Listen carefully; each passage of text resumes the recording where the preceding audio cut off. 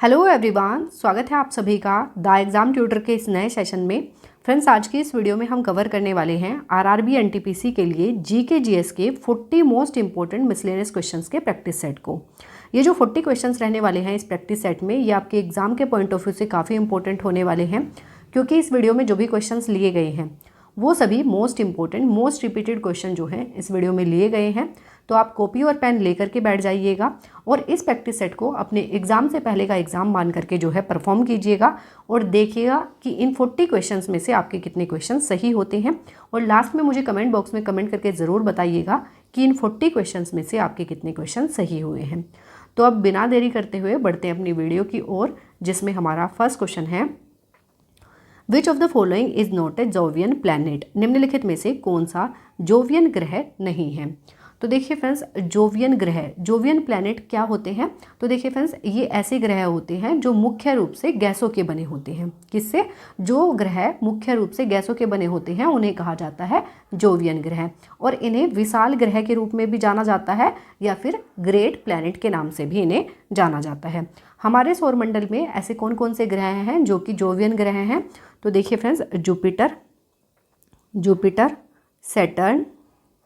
Saturn, Uranus और Neptune, ये 4 planet ऐसे हैं जिन्हें जोवियन ग्रह कहा जाता है। अब ऑप्शन देख लेते हैं।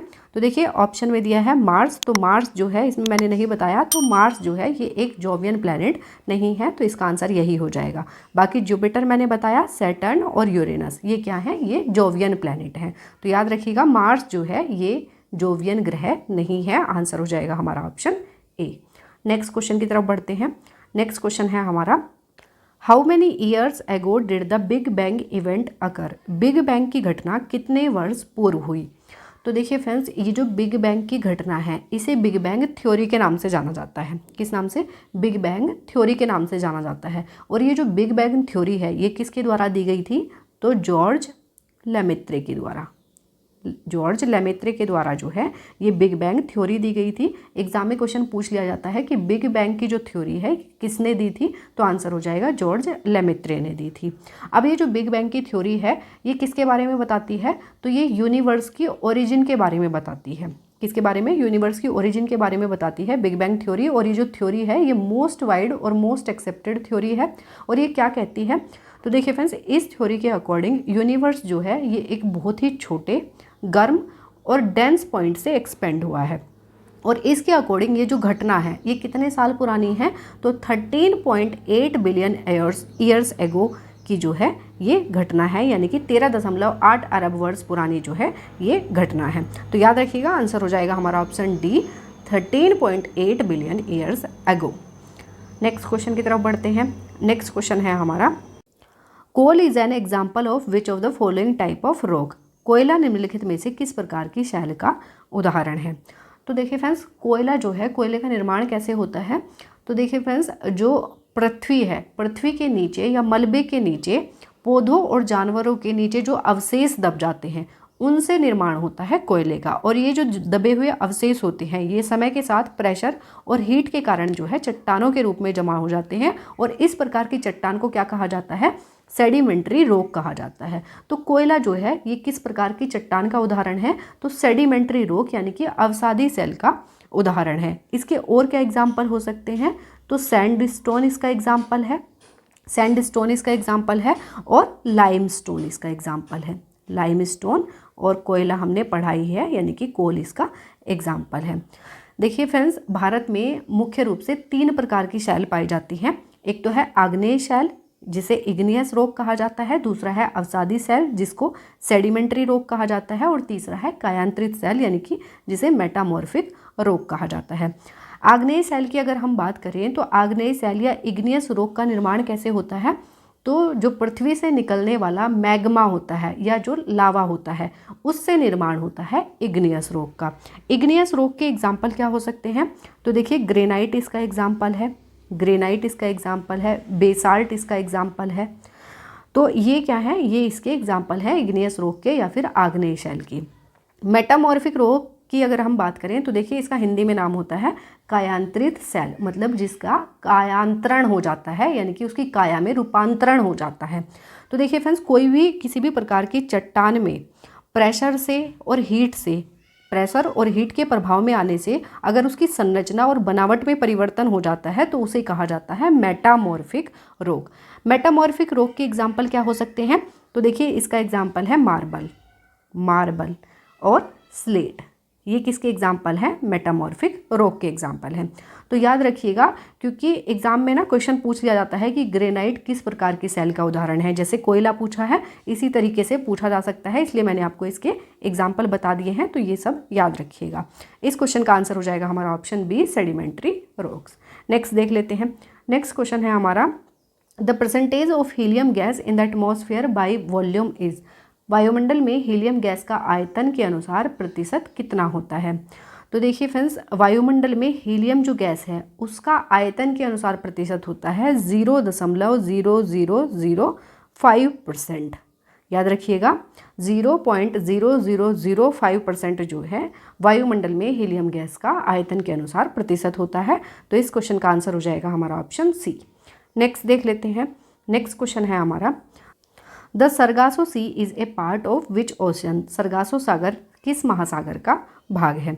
तो देखिए फ्रेंड्स, सरगासो सागर जो है ये अटलांटिक ओशन का पार्ट है। किसका? अटलांटिक महासागर का भाग है क्या? सरगासो सागर। इसको सरगासो सागर क्यों कहा जाता है?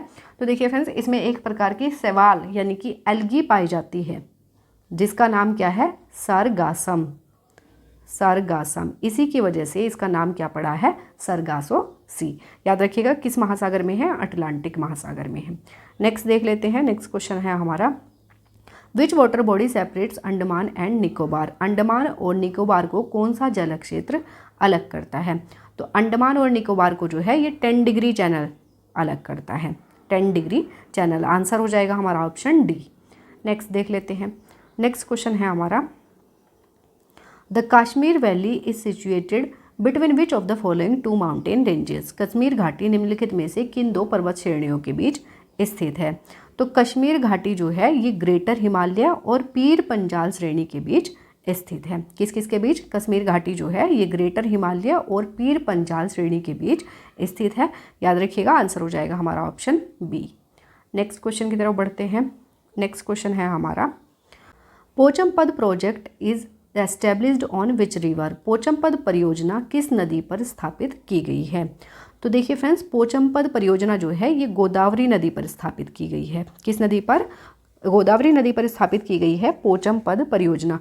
पोचमपद परियोजना को जो है श्री राम सागर के नाम से भी जाना जाता है। श्री राम सागर परियोजना के नाम से भी इसको जाना जाता है। याद रखिएगा, गोदावरी नदी पर और कौन कौन सी परियोजनाएं स्थित हैं? तो देखिए, जायकवाड़ी इसी पर स्थित है। जायकवाड़ी जो है इसी पर स्थित है। याद रखिएगा, क्योंकि इंपॉर्टेंट है, एग्जाम में पूछी जाती है। और गोदावरी बैराज जो है ये भी इसी पर स्थित है। पेरियार की अगर बात करें तो पेरियार पर जो है एक बहुत ही इम्पोर्टेंट डैम है, इडुक्की डैम। ये काफ़ी इंपॉर्टेंट है, एग्जाम में कई बार पूछा जाता है। तो ये किस नदी पर स्थित है? पेरियार नदी पर। तापी की अगर बात करें तो तापी पर कौन कौन सी परियोजनाएं स्थित हैं? तो देखिए, इस पर स्थित है उकाई डैम इस पर स्थित है। और काकरापारा परियोजना जो है ये भी इसी पर स्थित है। माही की अगर बात करें तो माही पर है जाखम परियोजना। इसके अलावा माही बजाज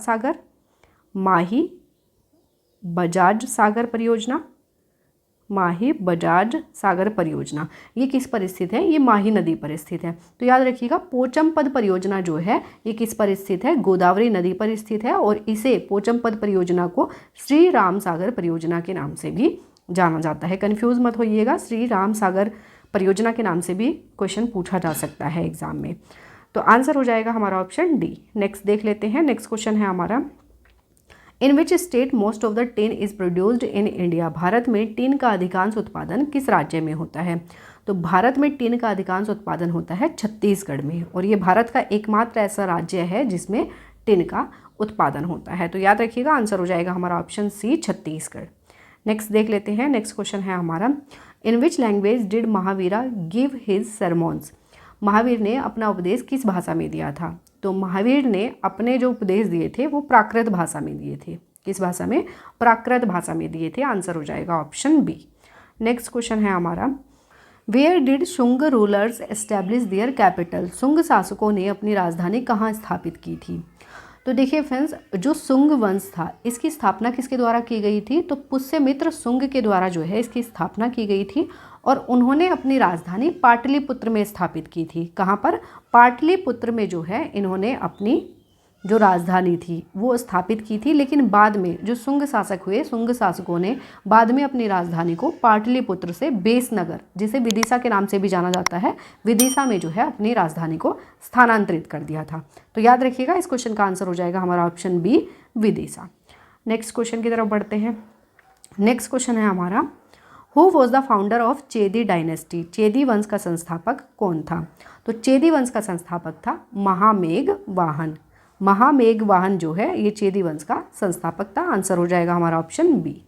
नेक्स्ट क्वेश्चन की तरफ बढ़ते हैं। नेक्स्ट क्वेश्चन है हमारा, in whose time did the first Hun invasion take place.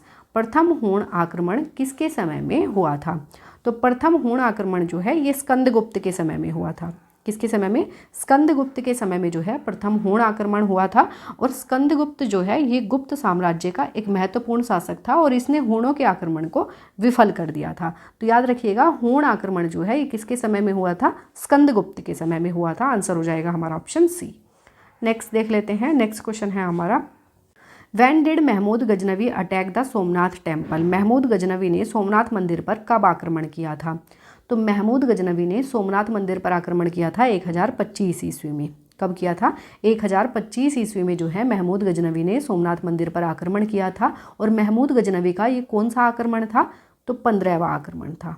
कौन सा था? ये महमूद गजनवी का 15वां आक्रमण था। और इस आक्रमण का उद्देश्य क्या था? तो देखिए फ्रेंड्स, इस आक्रमण का उद्देश्य जो है मंदिर में लूटपाट करना और वहाँ से धन लूट कर ले जाना जो है इस आक्रमण का उद्देश्य था। और इसने ये किया भी।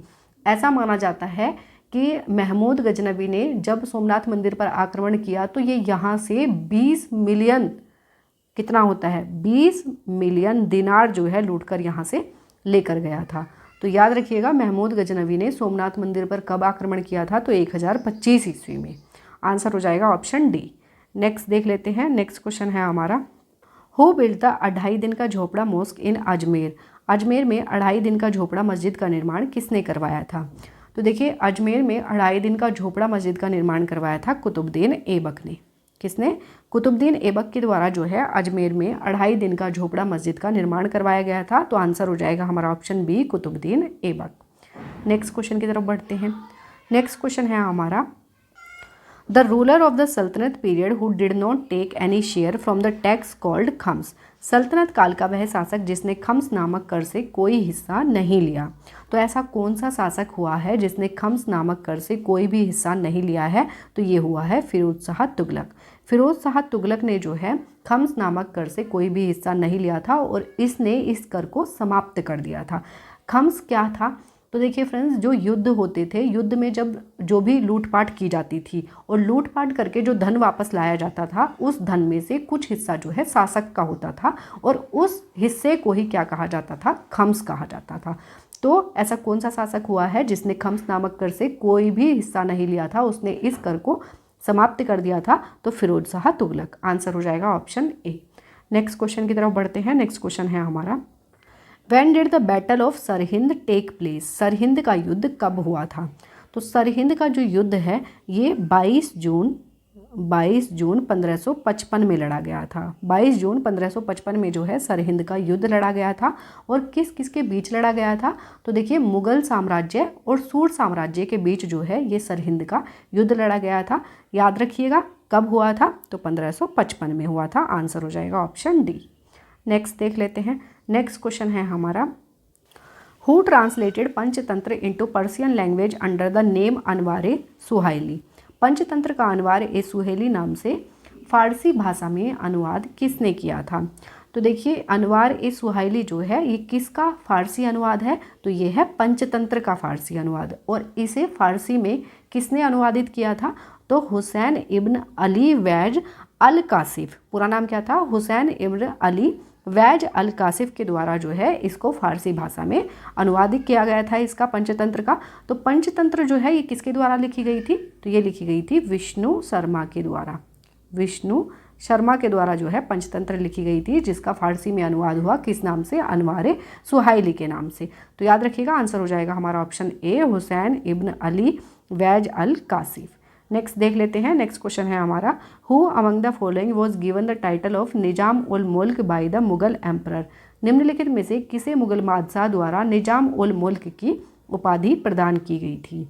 तो देखिए फ्रेंड्स, मुगल बादशाह द्वारा निजाम उल मुल्क की उपाधि प्रदान की गई थी मीर कमर उद्दीन खान को। मीर कमर उद्दीन खान को जो है निजाम उल मुल्क की उपाधि से सम्मानित किया गया था। याद रखिएगा आंसर हो जाएगा ऑप्शन बी।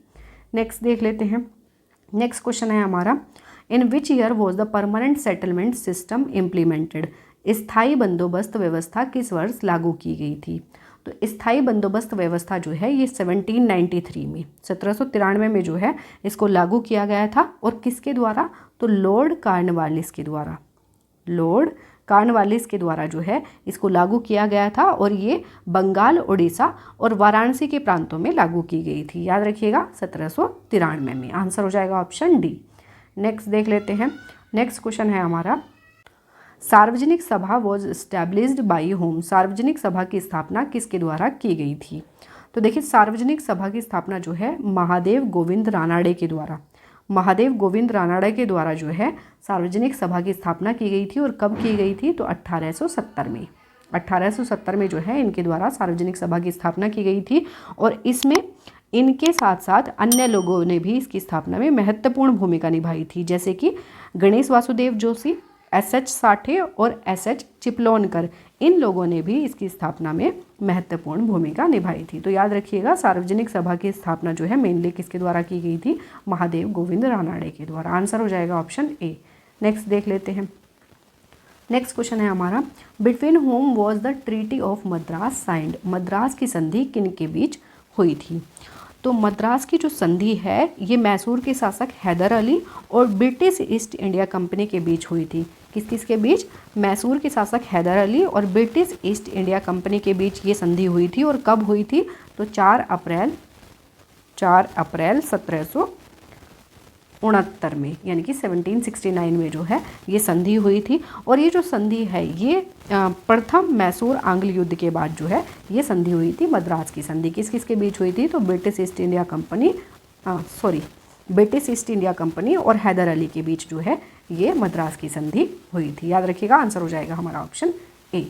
नेक्स्ट देख लेते हैं, नेक्स्ट क्वेश्चन है हमारा, who was the editor of Navjivan newspaper. Navjivan समाचार पत्र के संपादक कौन थे। तो नवजीवन समाचार पत्र के संपादक थे महात्मा गांधी। महात्मा गांधी जो है ये नवजीवन समाचार पत्र के संपादक थे। आंसर हो जाएगा हमारा ऑप्शन सी। नेक्स्ट देख लेते हैं, नेक्स्ट क्वेश्चन है हमारा, पेपर करेंसी और आर्टिफिशियल करेंसी इज कागजी मुद्रा या कृत्रिम मुद्रा है। तो इनमें से ऐसी कौन सी मुद्रा है जिसे कागजी मुद्रा या कृत्रिम मुद्रा के नाम से जाना जाता है। तो स्पेशल ड्राइंग राइट्स, यानी कि विशेष आहरण अधिकार को जो है कागजी मुद्रा या कृत्रिम मुद्रा के नाम से जाना जाता है। आंसर हो जाएगा ऑप्शन सी। नेक्स्ट देख लेते हैं, नेक्स्ट क्वेश्चन है हमारा, where was the first woollen textile mill established in India. Bharat में ऊनी वस्त्र की पहली मिल कहाँ पर स्थापित की गई थी। तो भारत में ऊनी वस्त्र की जो पहली मिल थी ये कानपुर में स्थापित की गई थी। कहाँ पर, कानपुर में स्थापित की गई थी। और कब की गई थी, तो 1876 में स्थापित की गई थी। याद रखिएगा आंसर हो जाएगा हमारा ऑप्शन ए, कानपुर। नेक्स्ट देख लेते हैं, नेक्स्ट क्वेश्चन है हमारा, who among the following can call a joint meeting of the Lok Sabha and the Rajya Sabha. निम्नलिखित में से कौन लोकसभा और राज्यसभा की संयुक्त बैठक बुला सकता है। तो इनमें से ऐसा कौन है जो लोकसभा और राज्यसभा की संयुक्त बैठक बुला सकता है। तो भारत के राष्ट्रपति।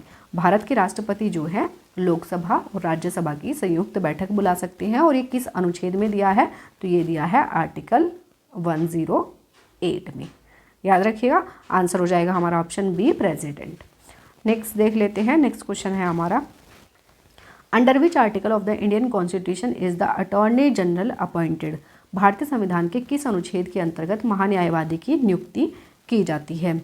तो भारतीय संविधान का ऐसा कौन सा अनुच्छेद है जिसके तहत महान्यायवादी की नियुक्ति की जाती है, यानी कि अटॉर्नी जनरल की नियुक्ति की जाती है? तो ये है आर्टिकल 76, अनुच्छेद 76 के तहत जो है अटॉर्नी जनरल की नियुक्ति की जाती है। आर्टिकल 148 में क्या दिया है? तो आर्टिकल 148 जो है ये कैग की नियुक्ति से संबंधित है, यानी कि भारत के नियंत्रक एवं महालेखा परीक्षक की नियुक्ति, शपथ और सेवाओं से संबंधित जो प्रावधान है वो आर्टिकल 148 में दिए गए हैं। आर्टिकल 142 किससे संबंधित है? तो देखिए ये जो अनुच्छेद है ये सर्वोच्च न्यायालय को विवेकाधीन शक्ति प्रदान करता है। बात करें आर्टिकल 152 की, तो इसमें क्या दिया गया है? तो आर्टिकल 152 में जो है राज्य की परिभाषा दी गई है। तो याद रखिएगा इस क्वेश्चन का आंसर हो जाएगा हमारा ऑप्शन ए, आर्टिकल 76 जो है ये महान्यायवादी की नियुक्ति से संबंधित है। नेक्स्ट देख लेते हैं। नेक्स्ट क्वेश्चन है हमारा, approval of which of the following is mandatory for withdrawing money from the consolidated fund of India. Bharat की संचित निधि से धन निकालने के लिए निम्नलिखित में से किसका अनुमोदन अनिवार्य है? तो भारत की संचित निधि से धन निकालने के लिए पार्लियामेंट यानी कि संसद का अनुमोदन जो है अनिवार्य है। और ये किस अनुच्छेद में दिया गया है? तो 266(1) के तहत जो है भारत की संचित निधि से धन निकालने के लिए संसद का अनुमोदन अनिवार्य है। तो याद रखिएगा आंसर हो जाएगा हमारा ऑप्शन डी, पार्लियामेंट। नेक्स्ट देख लेते हैं। नेक्स्ट क्वेश्चन है हमारा, who appoints the chairman of the public account committee of the parliament. संसद की लोक लेखा समिति के अध्यक्ष की नियुक्ति कौन करता है? तो संसद की लोक लेखा समिति के अध्यक्ष की नियुक्ति की जाती है लोकसभा अध्यक्ष के द्वारा, यानी कि स्पीकर ऑफ लोकसभा के द्वारा जो है संसद की लोक लेखा समिति के अध्यक्ष की नियुक्ति की जाती है। आंसर हो जाएगा हमारा option A, speaker of Lok Sabha. Next question की तरफ बढ़ते हैं। नेक्स्ट क्वेश्चन है हमारा, which of the following is not a vector quantity. निम्नलिखित में से कौन एक सदिश राशि नहीं है? तो वेक्टर क्वांटिटी, देखिए फ्रेंड्स, वेक्टर क्वांटिटी वो क्वांटिटी होती हैं जिनको एक्सप्रेस करने के लिए मैग्नीट्यूड के साथ साथ डायरेक्शन की भी आवश्यकता होती है, उन्हें कहा जाता है वेक्टर क्वांटिटी या फिर सदिश राशि। और एक होता है अदिश राशि यानी कि स्केलर क्वांटिटी। स्केलर क्वांटिटी वो क्वांटिटीज़ होती हैं जिनको एक्सप्रेस करने के लिए डायरेक्शन की आवश्यकता नहीं होती है, उन्हें कहा जाता है स्केलर क्वांटिटी। अब इसमें पूछा है कि इनमें से कौन सी वेक्टर क्वांटिटी नहीं है। तो देखिए फ्रेंड्स, मैग्नेटिक फील्ड और स्पीड ग्रेडियंट यानी कि चाल प्रवणता और टॉर्क यानी कि बलागुण, ये सब क्या है? ये सब सदिश राशि है यानी कि वेक्टर क्वांटिटी है। लेकिन इलेक्ट्रिक करंट यानी कि विद्युत धारा जो है ये वेक्टर क्वांटिटी नहीं है। ये कैसी क्वांटिटी है? ये एक स्केलर क्वांटिटी है। याद रखिएगा आंसर हो जाएगा हमारा option C, electric current. Next देख लेते हैं। नेक्स्ट क्वेश्चन है हमारा, which of the following is a paramagnetic material. निम्नलिखित में से कौन अनुचुंबकीय पदार्थ है? तो इनमें से ऐसा कौन सा पदार्थ है जो कि पैरामैग्नेटिक है? तो पैरामैग्नेटिक है एल्यूमिनियम। एल्यूमिनियम जो है ये एक पैरामैग्नेटिक मटेरियल है। आंसर हो जाएगा हमारा ऑप्शन डी। नेक्स्ट देख लेते हैं। नेक्स्ट क्वेश्चन है हमारा, who gave the wave theory of light. प्रकाश का तरंग सिद्धांत किसने दिया था? तो प्रकाश का तरंग सिद्धांत दिया था क्रिश्चियन हाइगेंस ने। किसने? क्रिश्चियन हाइगेंस ने जो है प्रकाश का तरंग सिद्धांत दिया था। और कब दिया था? तो 1678 में दिया था। तो याद रखिएगा इसका आंसर हो जाएगा हाइगेंस। क्या हो जाएगा? हाइगेंस। क्रिश्चियन हाइगेंस ने जो है प्रकाश का तरंग सिद्धांत दिया था। आंसर होगा ऑप्शन सी। नेक्स्ट देख लेते हैं। नेक्स्ट क्वेश्चन है हमारा, in solar cooker it is used. Solar cooker में उपयोग किया जाता है। तो सोलर कुकर में किसका उपयोग किया जाता है? तो कॉनकेव मिरर का। कॉनकेव मिरर का उपयोग किया जाता है सोलर कुकर में। याद रखिएगा आंसर हो जाएगा option B, concave mirror. Next देख लेते हैं। नेक्स्ट क्वेश्चन है हमारा, which of the following are the components of German silver alloy. निम्नलिखित में से कौन जर्मन सिल्वर मिश्र धातु के अवयव हैं? तो इनमें से ऐसे कौन से कंपोनेंट हैं जो कि जर्मन सिल्वर मिश्र धातु के कंपोनेंट हैं? तो देखिए कॉपर, जिंक और निकल यानी कि तांबा, जस्ता और निकल जो हैं ये जर्मन सिल्वर मिश्र धातु के कंपोनेंट हैं। याद रखिएगा आंसर हो जाएगा ऑप्शन डी। नेक्स्ट देख लेते हैं। नेक्स्ट क्वेश्चन है हमारा, which of the following properties differentiate CO2 from CO। निम्नलिखित में से कौन सा गुण CO2 को CO से भिन्न करता है? तो देखिए CO2 क्या है, कार्बन डाइऑक्साइड, और CO क्या है, कार्बन मोनोऑक्साइड। तो इनमें से ऐसी कौन सी प्रॉपर्टी है जो इन दोनों को डिफरेंशिएट करती है? तो reaction with water in the presence of light, यानी कि प्रकाश की उपस्थिति में जल से जो इनकी क्रिया होती है ये इनको डिफरेंशिएट करती है, क्योंकि CO2 जो है, कार्बन डाइऑक्साइड जो है, ये प्रकाश की उपस्थिति में जल से आसानी से क्रिया करती है, लेकिन कार्बन मोनोऑक्साइड जो है ये ऐसा नहीं करती है। तो यही एक प्रॉपर्टी है जो इनको डिफरेंशिएट करती है। याद रखिएगा, आंसर हो जाएगा ऑप्शन सी। नेक्स्ट देख लेते हैं। नेक्स्ट क्वेश्चन है हमारा, starfish belong to which phylum? Starfish किस संघ का जंतु है? तो स्टारफिश जो है ये किस फाइलम से बिलोंग करता है? तो इकाइनोडर्मिटा फाइलम से। किस फाइलम से? इकाइनोडर्मिटा फाइलम से संबंधित है स्टारफिश। याद रखिएगा, आंसर हो जाएगा हमारा ऑप्शन ए, इकाइनोडर्मिटा। नेक्स्ट देख लेते हैं। नेक्स्ट क्वेश्चन है हमारा, kwashiorkor and marasmus disease are caused by the deficiency of which? Kwashiorkor तथा मेरास्मस रोग किसकी कमी से होते हैं? तो देखिए फ्रेंड्स, ये जो डिजीज़ है क्वाशियरकर जो है ये मेनली प्रोटीन की कमी के कारण होती है। किसकी कमी के कारण? प्रोटीन की कमी के कारण होती है। और जो मेरास्मस है, मेरास्मस जो है ये भी प्रोटीन की कमी के कारण होती है, लेकिन प्रोटीन के साथ साथ एनर्जी की कमी भी होती है, तो ये डिजीज़ होती है मेरास्मस। तो मेरास्मस जो है ये प्रोटीन और एनर्जी दोनों की कमी के कारण होती है, और क्वाशियरकर जो है ये मेनली प्रोटीन की कमी के कारण होती है। तो याद रखिएगा, इसमें प्रोटीन दिया है तो प्रोटीन दोनों में कॉमन है, आंसर यही हो जाएगा ऑप्शन बी, प्रोटीन। नेक्स्ट देख लेते हैं। नेक्स्ट क्वेश्चन है हमारा, vitamin B3 helps in the metabolism of what? Vitamin B3 किसके उपापचय में सहायक है? तो देखिए विटामिन B3 इसको क्या कहा जाता है, इसका केमिकल नेम क्या है? तो नियासिन या फिर निकोटिनिक एसिड, निकोटिनिक एसिड इसको कहा जाता है। तो विटामिन B3 जो है ये किसके उपापचय में सहायक है या हेल्प करता है? तो देखिए ट्रिप्टोफान अमीनो एसिड के मेटाबॉलिज्म में हेल्प करता है विटामिन B3 यानी कि नियासिन। तो आंसर हो जाएगा हमारा ऑप्शन ए, ट्रिप्टोफान अमीनो एसिड। नेक्स्ट देख लेते हैं। नेक्स्ट क्वेश्चन है हमारा, which part of the brain controls body temperature? मस्तिष्क का कौन सा भाग शरीर का तापक्रम नियंत्रित करता है? तो मस्तिष्क का ऐसा कौन सा भाग है जो शरीर के तापक्रम को यानी कि बॉडी टेम्परेचर को कंट्रोल करने का काम करता है? तो ये है हाइपोथैलेमस। हाइपोथैलेमस जो है ये बॉडी टेम्परेचर को कंट्रोल करता है। और क्या काम करता है हाइपोथैलेमस? तो देखिए फ्रेंड्स, जो हमें भूख लगती है, प्यास लगती है, नींद आती है, और जो हमारा मूड स्विंग होता है वो सब किसके कंट्रोल में होता है? वो हाइपोथैलेमस के कंट्रोल में होता है। तो इस तरीके के काम भी कई महत्वपूर्ण ऐसे काम हैं जिनमें महत्वपूर्ण भूमिका निभाता है हाइपोथैलेमस, और बॉडी के टेम्परेचर को भी कंट्रोल करता है हाइपोथैलेमस। तो याद रखिएगा, आंसर हो जाएगा हमारा ऑप्शन बी, हाइपोथैलेमस। नेक्स्ट देख लेते हैं। नेक्स्ट क्वेश्चन है हमारा, which of the following hormones is a growth inhibitory plant hormone? निम्नलिखित में से कौन सा हार्मोन वृद्धि रोधक पादप हार्मोन है? तो देखिए प्लांट हार्मोन की बात की जा रही है। प्लांट हार्मोन जो है ये कितने टाइप के होते हैं? 5 प्रकार के प्लांट हार्मोन हैं। कौन कौन से? एक है auxin, gibberellin, cytokinin, abscisic acid, और 5वां है हमारा इथाइलिन। ये क्या है? ये कुछ प्लांट हार्मोन हैं। अब देखिए इनमें से ऑक्सिन, जिब्रेलिन और साइटोकाइनिन ये कैसे हार्मोन है? ये ग्रोथ हार्मोन है। ग्रोथ हार्मोन है यानी कि ये प्लांट की ग्रोथ में जो है हेल्प करते हैं। लेकिन एब्सिसिक एसिड जो है ये ग्रोथ इनहिबिटरी हार्मोन है। कैसा है? ग्रोथ इनहिबिटरी हार्मोन है, यानी कि ये ग्रोथ को इनहिबिट करता है, ग्रोथ को रोकने का काम करता है। तो ग्रोथ इनहिबिटरी हार्मोन कौन सा है? एब्सिसिक एसिड है। याद रखिएगा। तो आंसर हो जाएगा हमारा option D, abscisic acid. Next देख लेते हैं। तो नेक्स्ट जो है ये हमारा क्वेश्चन ऑफ द डे है, और इस क्वेश्चन का आंसर आपको कमेंट बॉक्स में कमेंट करके देना है। तो देख लेते हैं इसमें कौन सा क्वेश्चन है। विच of the following monitors air pollution?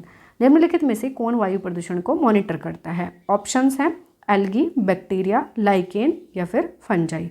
तो इस क्वेश्चन का आंसर आपको कमेंट बॉक्स में कमेंट करके देना है, और आप मुझे कमेंट बॉक्स में कमेंट करके ये भी ज़रूर बताइएगा कि इन 40 क्वेश्चंस में से आपके कितने क्वेश्चन सही हुए हैं। मुझे आपके कमेंट्स का इंतज़ार रहेगा। तो अब हम इस वीडियो को यहीं पर समअप करते हैं। आई होप ये वीडियो आपको पसंद आई होगी, और ये वीडियो आपको अच्छी लगी है, हेल्पफुल लगी है, तो वीडियो को लाइक और चैनल को सब्सक्राइब जरूर कर दीजिएगा। मिलेंगे नेक्स्ट वीडियो में नए क्वेश्चंस के साथ। तब तक के लिए wish you all the best, take care and thank you.